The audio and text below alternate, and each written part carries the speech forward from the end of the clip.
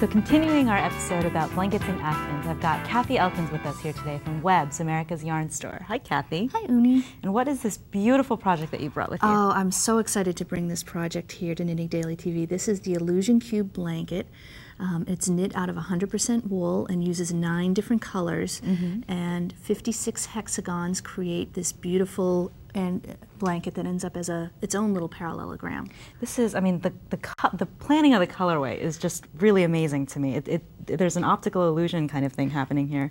There absolutely is, and I think some people see, squares. I see steps to a certain extent, and the colors and the way they interact is just really stunning. So I don't know if everybody can see that there are 9 different colors, you said, correct, right? And each color is used. You can see that it's used as a contrast all the way down this stripe, but then at the same time, colors are moving all the way down in the opposite direction as well. It's really, really clever. It's beautiful. But one thing that's important is I don't want people to be intimidated by that and feel that they have to stick to these colors if they're not colors that they particularly assimilate to. So I've showed a couple of different options here, and you can easily use the chart that's included with the pattern to pick your own colorways that suit your decor and your aesthetic. And the pattern will be on the website, is that right? Absolutely. Okay, great. Well, are these 2 other colorways that you have played here? Yep, these are 2 other colorways. We used purples and pinks, and we threw in a little bit of yellow to give it some pizzazz.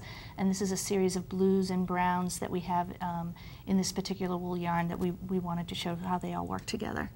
Well, and it seems like this is a really great, I mean, there's a great concept here. If you wanted more colors, if you use more than 9 colors, you could make a bigger blanket. And you could go smaller as well. I think, we were talking a little bit earlier that this could be a beautiful shawl as well.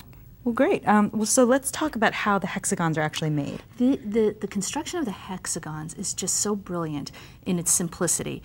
It's all done in garter stitch, and I've already started one here, and you cast on 15 stitches, and you knit back across, and then you introduce your second color. And you're doing an increase on one row and a decrease on the first row and an increase on the row back to get that parallelogram shape. So you're increasing all along one side and decreasing all along the other. Okay. Exactly. And what I want to show you is that, and I want to show how you carry the colors along here on the side. So I'm going to go back to the main color, which is the darker blue, and it's just going to be pulled in front of the lighter blue color, and that'll make a nice little edging along. And we're just going to knit here, and then to do your decrease, you knit into the back, almost purlwise, if you will, of the next 2 stitches. Almost purlwise, but not quite. Not quite. Right? No, it's not purlwise, but you are going down at an angle. And then you knit that off, and then you continue knitting across till you get to the end. And when we get there, we get to do one of the increases that I just love to do. What kind of yarn is this, real quick, while you're just coming down? This is 100% wool. It's a worsted weight. It's very soft. It's not scratchy. It's made in Peru, and it's just lovely to work with, and it's also lovely to have against your skin or over you. It'll keep you nice and toasty warm on the couch while you're watching a movie or whatever. And it's got over 40 colors, so lots of color options. So lots of good choices. So then as you come back... So we've turned the work now. We've turned the work, and now we're going to increase, and you're going to knit the stitch, and then you're going to knit it again in the back. So you knit it into the front leg of the stitch, and now you're going to the back of the leg of the stitch. Whoops. Losing a little control there.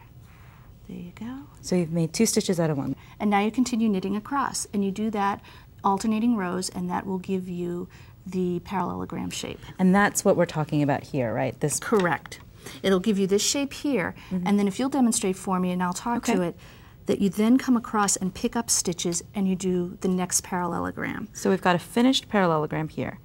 And then we're going to pick up 15 stitches, is that right? Correct. Across 22 rows. So. Right, so you have to do a little bit of math there. I'm going to actually skip this first row since we have that 1 stitch left. Exactly. So you're picking up 14 technically. Okay. So 1, 2, 3. And to pick up the stitches, I'm just putting the needle to the back of the work and pulling the yarn through. 1. So I'm going to pick up in some funny groups here because the number of stitches doesn't exactly match the number of. Right, because you have 22 rows that you've just knit, and you're actually picking up along that that side. And then when you get to the end, you then continue on in the pattern as it's shown. Oh, okay. So we're all ready to start a new parallelogram. And you just keep going. And Okay. you just keep going. And then when you finish the 22 rows of the parallelogram, you bind off, leave one stitch, pick back up, and then you finish, and you end up with a parallelogram, a hexagon that looks like this. Okay. You leave a long tail, and then you can just stitch it together. And So just show us how you would stitch that. what I would do is, and the thing you have to keep in mind, you have the same math issue here because you're stitching onto a cast-on edge which has 15 stitches, and you're attaching it to 22 rows. And you can see very clearly there that there is a difference in length. So you have to do a little bit of finagling here, but you want to go into the next stitch here and just snug it up and pull it in together. And it might come out a little bit funky at first, but once you get it down, it's flattened out. And then you want to come up a level. Whoops. Come up a level. So here. could you pin it, or just to You could make pin it. You know, it's It is a small piece, though. It is a small piece. So, if you're not as comfortable with stitching, you could absolutely pin it together, but you're just going to bring it all the way along until you get to the end, and then just pull your thread through, and then you can weave in that end. So how many of these do you actually make? You have to make 56 finished parallelograms and add them together. And I know that sounds like a daunting number, but it's really not that bad.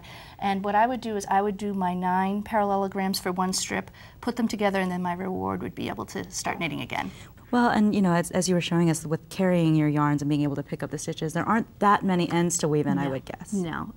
Once you're attaching them, there is, and the backside can look a little scary, but weaving in ends is not that big of a deal. Well, this is absolutely beautiful, and it's just, there's so many options for colors, and you can really make it your own. I love the idea of making it into a shawl, or even really a scarf, just one long strip of these colors. And I think someone who sat and took some time to do the math could really even adjust the size of the hexagons. I think doing these even as mini hexagons for a scarf could be really adorable. What a great project. Thanks so much, Kathy. Thank you, Uni. And we'll be right back.